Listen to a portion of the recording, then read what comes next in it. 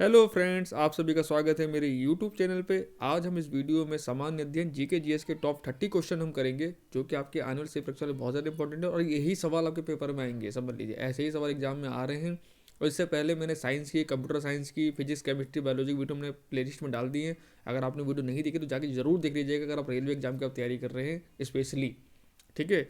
और बाकी सारे वनडे एग्जाम के लिए आपके लिए क्वेश्चन हेल्पफुल रहेंगे, ये नहीं कि रेलवे के लिए ही। यदि आप एसएससी की तैयारी कर रहे हैं, स्टेट की एग्जाम की तैयारी कर रहे हैं, या किसी भी एग्जाम की तैयारी कर रहे हैं, सब में क्वेश्चन आपके बहुत ज़्यादा काम आएंगे। तो वीडियो को पूरा जरूर देखिएगा और चैनल को सब्सक्राइब जरूर कर लीजिएगा इसे हेल्पफुल वीडियो के लिए। तो चलिए बिना किसी देरी के हम वीडियो की शुरुआत करते हैं। पहला क्वेश्चन है, निम्नलिखित में से कौन सा भारतीय राज्य पाइका नृत्य के लिए प्रसिद्ध है? और ये क्वेश्चन अभी रिसेंटली फिर से रेलवे के एलपी पेपर में आया था 27 तारीख को, थर्ड शिफ्ट में। तो ये पाइका नृत्य है, इसका संबंध है उड़ीसा से। और एक और पूछा था उड़ीसा से बहुत ज़्यादा, नुआखाई। नुआखाई फेस्टिवल कहाँ मनाया जाता है? तो ये भी उड़ीसा में ही मनाया जाता है। ठीक है ना। अगला सवाल है, प्रसिद्ध संगीतकार उस्ताद बिस्मिल्लाह खान किस वाद्य यंत्र से जुड़े थे? तो आपको ये तो पता होना ही चाहिए, जो 7-8 नाम है ना बहुत ज़्यादा, जैसे जाकिर हुसैन, अमजद अली खान, शिव कुमार, उस्ताद बिस्मिल्लाह खां, अल्लाह राखा, ये बहुत इंपॉर्टेंट नाम है, इनसे क्वेश्चन पूछे जाते हैं। तो ये किस वादक जुड़े थे? बिस्मिल्लाह खान जी सब जानते हैं, शहनाई वादक थे ये। Option number B. और इनको 2001 में भारत रत्न भी मिला हुआ है, ये भी आपको याद रखना है। ठीक है ना। अगला सवाल है, निम्नलिखित में से किस अवसर पर प्रतिवर्ष तमिलनाडु में नाट्यांजलि उत्सव मनाया जाता है? तो नाट्यांजलि उत्सव का जो संबंध है वो है महाशिवरात्रि से। Option number A. अगला सवाल है, लोक रंग उत्सव कहाँ मनाया जाता है? तो ये जो उत्सव है लोक रंग उत्सव, ये आपके मनाया जाता है मध्य प्रदेश में। राइट आंसर होगा हमारा मध्य प्रदेश। ठीक है ना। अगला सवाल है, कर्नाटक का कंबाला त्यौहार किससे संबंधित है? तो कंबाला त्यौहार, ये फिर से देखिए एलपी में ही पूछा हुआ सवाल है, फिर से एलपी में इस साल भी आया था ये कंबाला त्यौहार। तो कंबाला त्यौहार का संबंध है भैंसों की दौड़ से। ठीक है ना। Option number C. अगला सवाल है, गुजरात की पारंपरिक बुनाई को के रूप में जाना जाता है? तो जो गुजरात की पारंपरिक बुनाई है उसको कहा जाता है पटोला। राइट आंसर होगा ऑप्शन नंबर सी। और कांजीवरम कहाँ की है? ये आपकी है तमिलनाडु की, ये भी पूछा हुआ सवाल है। तो कांजीवरम भी आपको याद रखना है, ये इसका संबंध है तमिलनाडु से। ठीक है ना। अगला सवाल है, भारत की पहली पैरा बैडमिंटन एकेडमी किस राज्य में शुरू की गई थी? तो भारत की पहली para badminton academy Uttar Pradesh से शुरू की गई थी। राइट आंसर होगा उत्तर प्रदेश। ठीक है ना। अगला सवाल है, भारत ने पहली बार ओलंपिक खेलों में किस वर्ष भाग लिया था? तो ओलंपिक खेलों से क्वेश्चन भर भर के पूछे जाते हैं रेलवे के अंदर, एसएससी के अंदर। तो ओलंपिक खेलों में जो पहले भारत ने भाग लिया था 1900 में। और आधुनिक ओलंपिक की शुरुआत हुई थी ग्रीस में, हुई थी 1894 में। ये भी आपको याद रखना है। ठीक है ना। अगला सवाल है, संयुक्त राष्ट्र के प्रथम महासचिव कौन थे? तो यूएन। तो यूएन के जो प्रथम महासचिव थे वो थे ट्रिगवेली। Option number B. और इनका संबंध था स्पेन से, ये स्पेन के थे। और आपको पता है यूएन की जो स्थापना हुई थी वो हुई थी 24 अक्टूबर 1945। ठीक है ना। अगला सवाल है, दक्षिणी ध्रुव पर पहुंचने वाली पहली महिला भारतीय पुलिस सेवा अधिकारी कौन है? तो पहली महिला भारतीय पुलिस सेवा अधिकारी जो थी वो थी Aparna Kumar. Option number A. अब किरण बेदी लगा के मत आ जाना, किरण बेदी पहली महिला आईपीएस ऑफिसर थी हमारे देश में। ठीक है ना। अगला सवाल है, निम्नलिखित में से कौन एशिया का पहला स्टॉक एक्सचेंज है? तो ये बहुत पुराना एशिया का स्टॉक एक्सचेंज है ये, और ये हमारा बॉम्बे स्टॉक एक्सचेंज, बीएससी। और इसकी स्थापना हुई थी 1875 में। ठीक है ना। अगला सवाल है, ट्रिप्स समझौते के माध्यम से जीआई टैग के तहत पहली टैग की गई भारतीय वस्तु है? तो जीआई टैग की जो शुरुआत हुई थी भारत में वो 2003 से हुई थी। और पहला जो जीआई टैग दिया गया था, ये क्वेश्चन मैंने बहुत पहले भी मैंने कराया था एग्जाम के लिए, और देखो क्वेश्चन पेपर में आया था ये आज से 3 साल पहले। इस क्वेश्चन पेपर में जब मैंने एनसीएल की पढ़ाई थी तब मैंने क्वेश्चन करवाया था मैंने। तो सबसे पहले जो जीआई टैग मिला था भारत में वो मिला था दार्जिलिंग चाय को। ठीक है ना। अगला सवाल है, वन्य जीव संरक्षण के लिए भारत का प्रथम जेनेटिक बैंक कहाँ स्थित है? तो भारत का प्रथम जेनेटिक बैंक किसके लिए, वन्य जीवों के लिए जो बनाया गया है वो है आपके हैदराबाद में।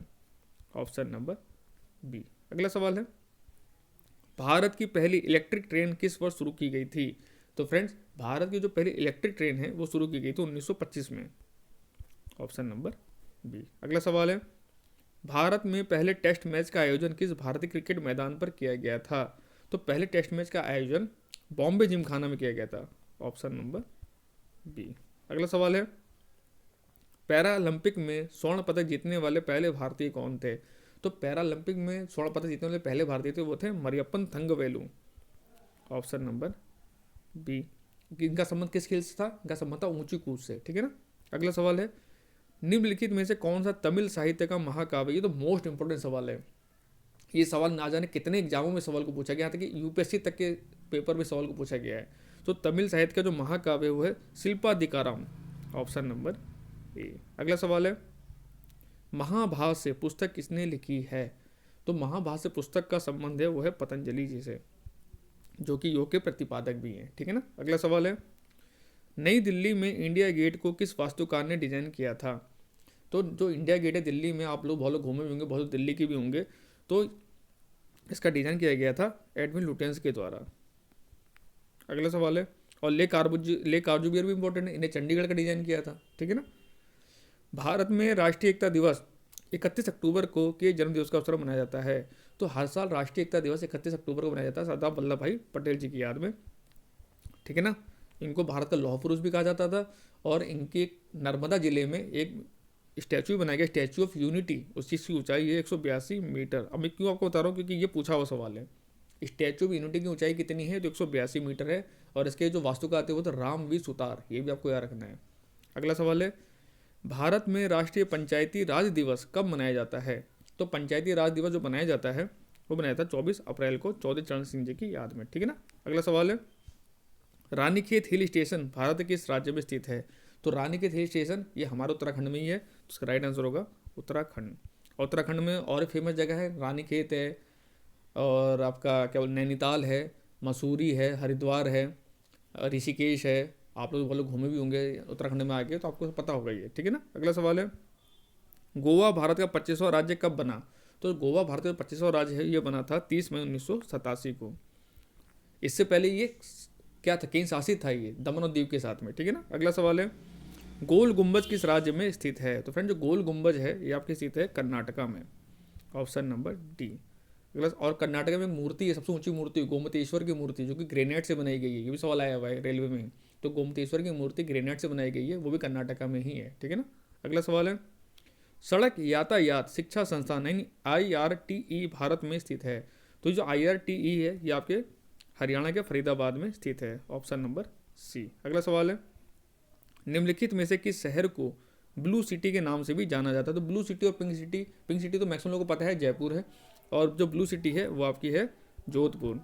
और जोधपुर में बहुत फेमस पैलेस है उम्मेद पैलेस, ठीक है ना। अगला सवाल है, बनारस हिंदू विश्वविद्यालय की किस राज्य में स्थित है?